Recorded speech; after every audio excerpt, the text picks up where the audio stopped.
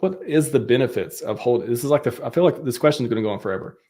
Why would somebody hold GIFF and why would somebody hold PGIFF? Hey, let's do this. Let's do this. I'll give my opinion on it, and then KNTX is going to elaborate for me. Okay. PGIFF and GIFF are the same token. Mm-hmm. That's it. They're one and the same. Yeah, absolutely. I mean, the only difference is when PGIFF goes over the GIFF plus 10 pulse price, it is in your best interest to sell that into Pulse, buy more GIF, and have some extra Pulse on top of the protocol fee it costs you to turn it into PGIF, on top of that in profit. And then when PGIF does it again, those who hold GIF can just pay a 10 Pulse protocol fee to turn it into PGIF and take advantage of that arbitrage over again. So it doesn't matter if you're sitting in PGIF or if you're holding GIF, they're literally the same token. This may be the only question I don't want a technical answer on. Like the philosophy behind it though. Like it's almost like GIF is a thing that gets burned and PGIF also gets burned, but also, and it gets burned, it could be burned over and over with multiple protocols and stuff, but GIF is how you get to PGIF. So it's almost like people were thinking, if I hold GIF, I'll always have like the power to mint. And PGIF is like the result, like PGIF's like the trophy almost. And like GIF is like the essence of life, giving life to PGIF. That like you're holding the creation tool, the hammer. I don't know. There's some analogy. Get philosophical with me for a minute though. No technical answers. So, well, I'm not getting philosophical with you, but get your scroll out. Get philosophical. You can do it. Say a bunch of people see the stream, and they get excited about GIF and PGIF, and they see that the liquidity is bigger with if you're going to buy using Pulse, you're going to buy GIF, and so you're going to get less slippage. It's a great opportunity to get less slippage into it.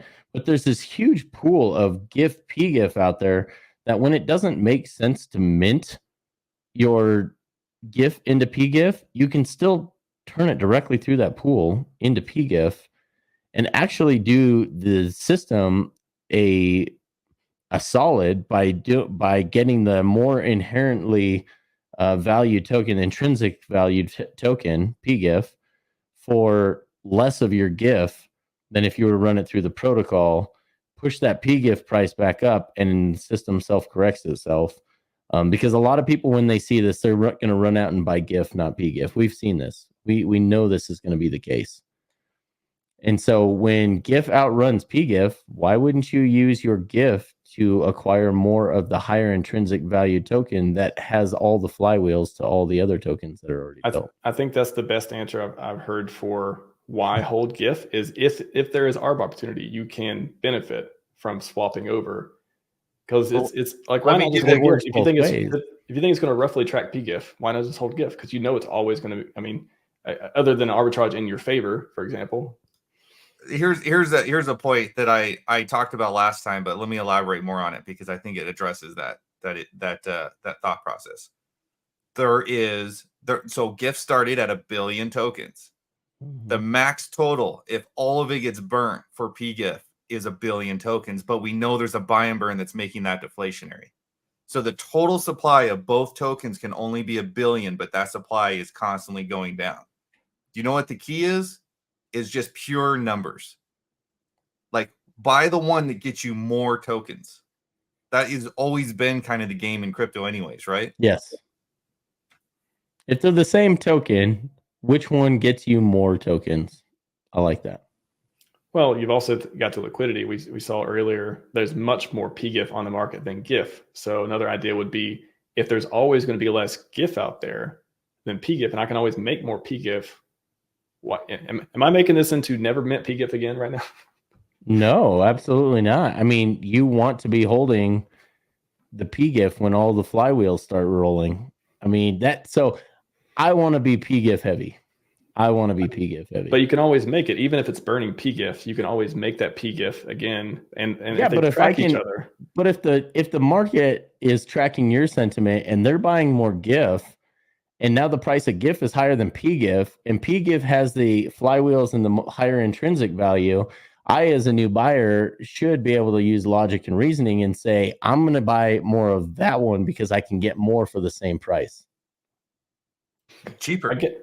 Cheaper. If GIF is up here and PGIF is down here, and you're saying at any time I could mint my PGIF with my GIF, I meant the same value. Yeah. Look at your value of your GIF and the pulse, right?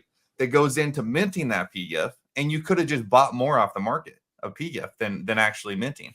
And that's just because that's what happened at that current time of sentiment on the market. I mean, obviously it can go the other way, but then that's when you start the arbitrage flywheel. So, so it's, I'm going to stick to my theories on this. I think they are the same token, and I think it's about a unit bias, and that's it. Like, how do you get the most tokens? Because in the end, we know what the total supply is, and we know that total supply is going. It has been deflationary since PermaGIF came out, and has no intention of slowing down. I just think if you look at it as them being the same token, the market, though, there's that side. There's the technical side of, okay, it's the same thing plus pulse. But also there's the market side of, like, which one can I get? And I was talking about when I said, well, if you can always make it and there's less GIF available, that would be like one that would incentivize me to hold on to my GIF. But also I want GIF to be more valuable, so that incentivizes me to burn it, which is minting PGIF. So it's kind of like, maybe the answer is just there's like, even if there is a 10%, even if it's 10% better to hold GIF, it doesn't really matter because you're always going to want to burn it in the first place. So it's like maybe it turns into just not an interesting question at the end of it. Maybe that's the answer. I'm gonna go with that. See, you guys could do it. I knew you could do it. I knew you could get philosophical for a moment. I told you. KNTX refused, and then he thought, no, there's more to this. We'll look at chat in just a minute. I got a couple other questions. You guys entertained? Are you learning? It's funny, if you're using PulseX, and for the same amount of pulse that you could buy when PGIF is lower than GIF, when GIF is higher, using PulseX is going to route through the pools that gets you the best order execution. And for that same 1 million pulse that you were going to spend on GIF, you could get more PGIF. Especially, have you not seen the PGIF GIF pool that it can order execute through there and get you a higher token amount of PGIF than GIF? It's to me, as a logical actor in this, if I'm looking at it without emotion and I'm looking at that unit bias, they're technically almost the same. They are the same token, and I can get more PGIF. Why would you not go with that? Especially if you're a new entrant into the market. It's funny because all PulseX is going to do is buy GIF with the thicker liquidity, then go through the thickest liquidity, which is the GIF PGIF, and get you more PGIF.